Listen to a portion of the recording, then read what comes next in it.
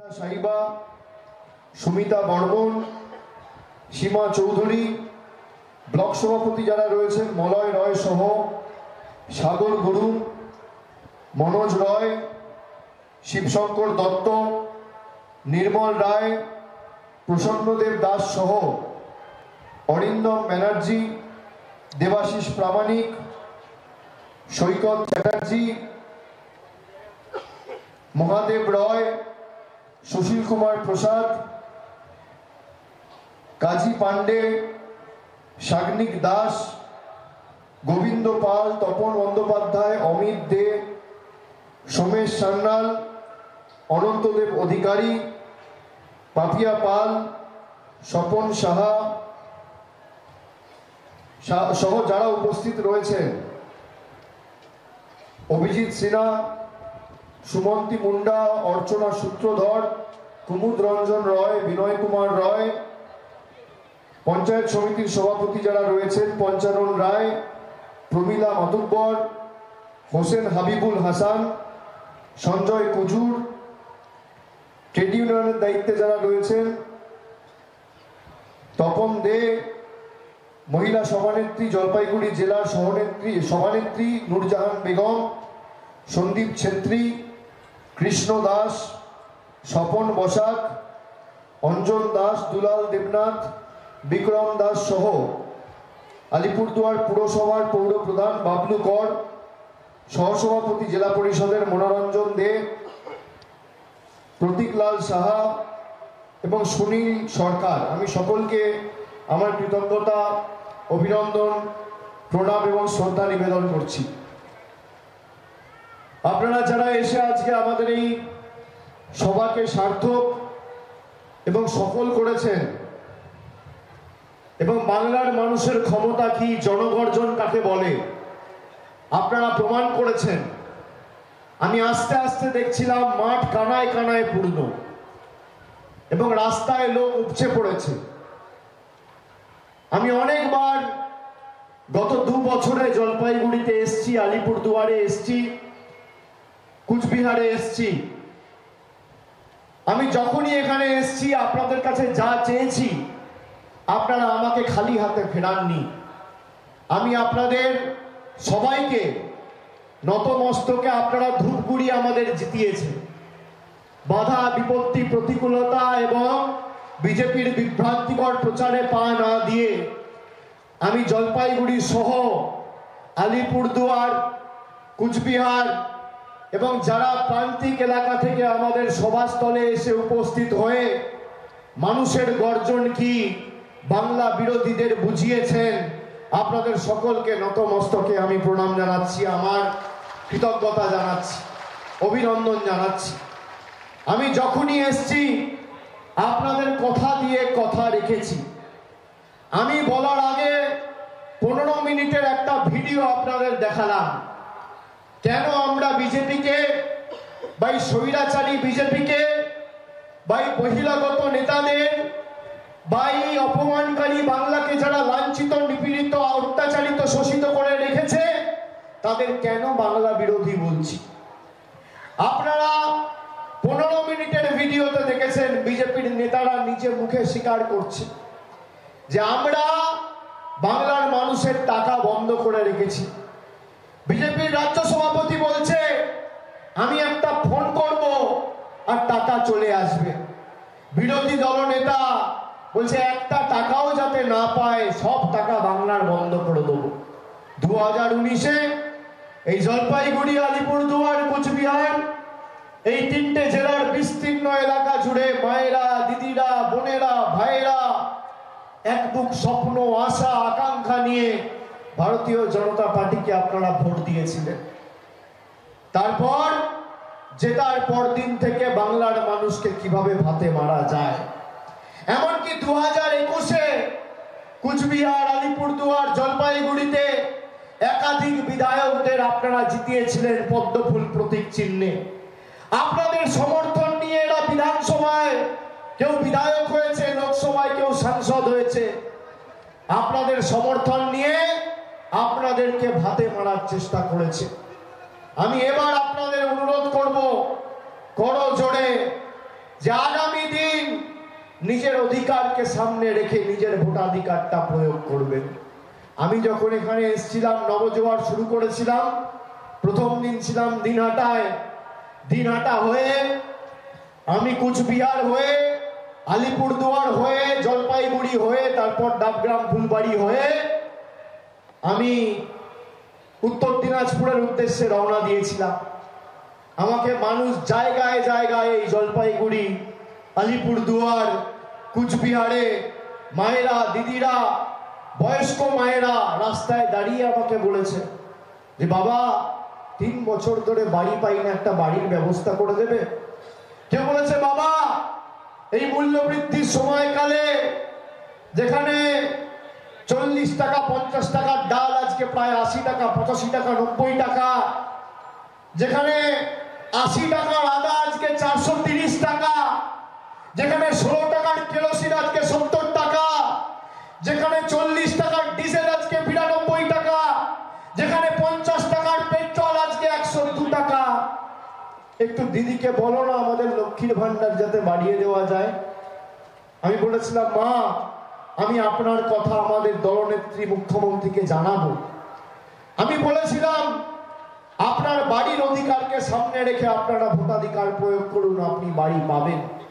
আজকে জলপাইগুড়ি, আলিপুরদুয়ার, কুচবিহারে যারা এই সভাস্থলে উপস্থিত হয়েছেন, বা আমার বক্তব্য যত দূর যাচ্ছে, টিভিতে যারা দেখছেন, ফোনে যারা দেখছেন, সোশ্যাল মিডিয়ায় যারা দেখছেন, শুনছেন, একবার বুকে হাত দিয়ে বলুন তো নিজেদের ভোটাধিকার প্রয়োগ করার আগে নিজের অধিকারকে সামনে রেখে আপনারা ভোটাধিকার প্রয়োগ করেছিলেন 2019 সালে?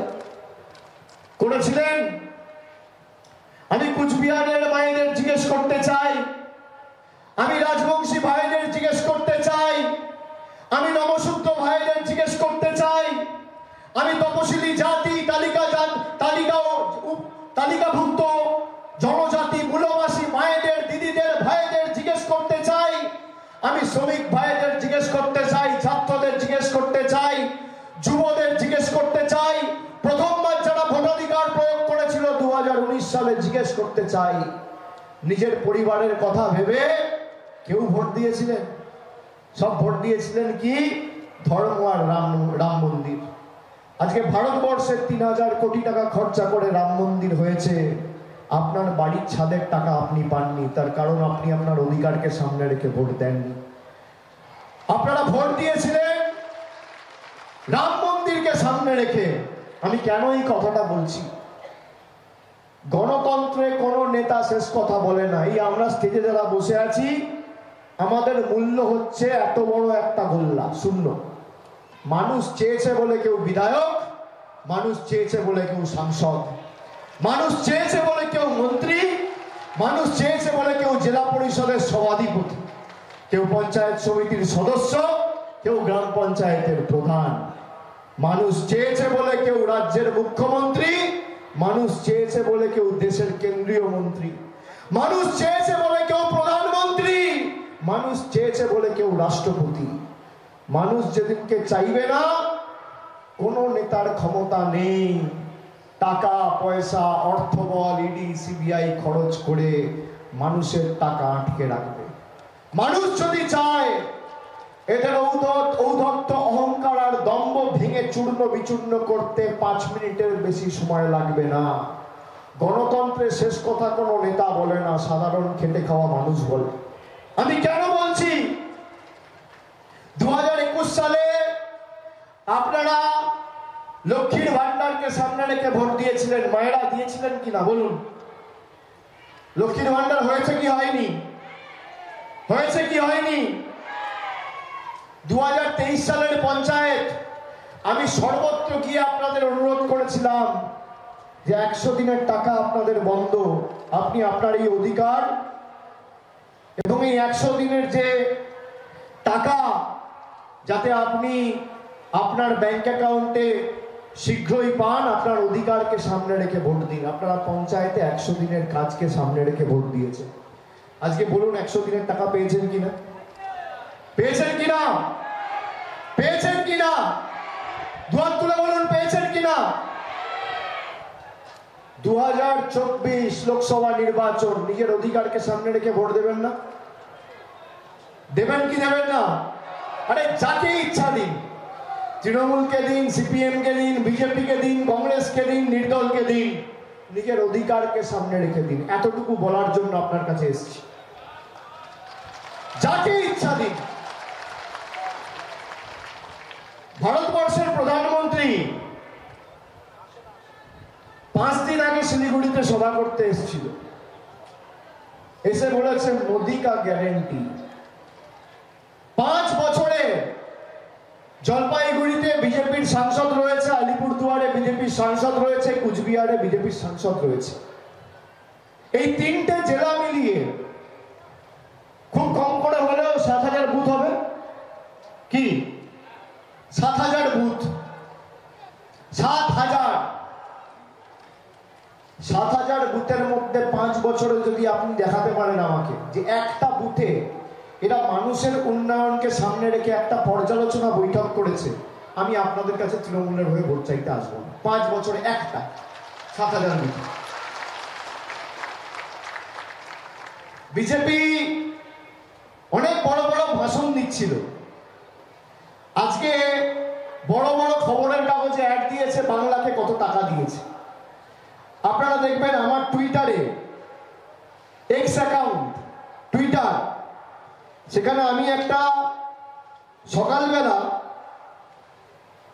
11:21 টুইট করেছি, করে বলেছি যে 2021 বাংলায় পরাজয়ের পরে কোন বিজেপির নেতা যদি শ্বেতপত্র প্রকাশ করে দেখাতে পারে যে আবাসের জন্য 10 পয়সা এরা কেন্দ্র থেকে পাঠিয়েছে, বা এমজি নারেগা 100 দিনের কাজে 10 পয়সার একটা শ্বেতপত্র প্রকাশ করতে পারে, তাহলে বিজেপির যে কোনো বড় নেতা, ছোট নেতা আমার সাথে যে কোনো সংবাদ মাধ্যমে, টিভির পর্দায়, চ্যানেল তাদের ইচ্ছা মতো তারা বেছে নিক, সময় তারা বেছে নিক, একদিকে আমি থাকবো, একদিকে তারা থাকবে।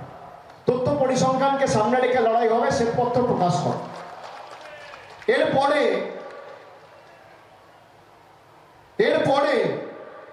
12:17 বিজেপি থেকে টুইট করে বলা হয় যে আমরা কোনো নেতা পাঠাবো না, আমরা যুব মোর্চার কার্যকর্তাদের পাঠাবো, আমাকে উদ্দেশ্য করে বলা হয়।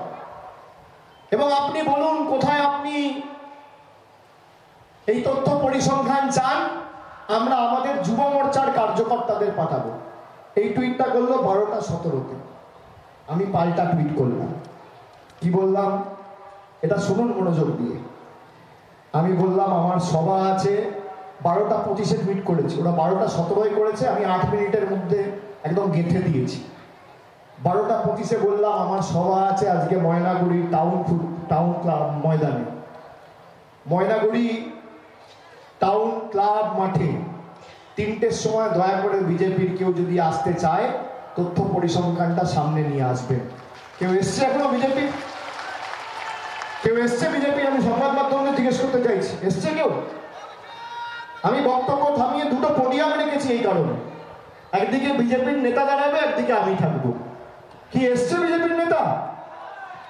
আমি তো নেতা চাইনি, আমার কোনো ঔদ্ধত্য দম্ভ অহংকার নেই। যুব মোর্চার কার্যকর্তা এলেও হবে। এসছে কোন কার্যকর্তা? এসছে? আমি বিজেপিকে, প্রধানমন্ত্রীকে চ্যালেঞ্জ করেছি যে আপনি আবাসের টাকা দিয়েছেন 3 বছরে, শ্বেতপত্র প্রকাশ করুন। বিজেপির কোন নেতা এসছে শ্বেতপত্র প্রকাশ করতে? এসছে? এসছে? এখানে কটা ক্যামেরা আছে? 100টা ক্যামেরা আছে। আমি ক্যামেরার সামনে দাঁড়িয়ে বলছি, 3 বছরে আপনি বাংলায় হেরে যাওয়ার পর যদি 10 পয়সার হিসাব প্রমাণ করতে পারেন যে দিয়েছেন আবাসে আর মানরেগা 100 দিনের কাজে, আমি রাজনীতি থেকে চিরতরে বিদায় নেব। এত বড় কথা আপনাদের বলে দিয়ে যাচ্ছি। মিথ্যে কথা, হাটে হাড়ি ভেঙে দিয়েছি। কথায় কথায় মিথ্যে। 44,000 কোটি টাকা দিয়েছি।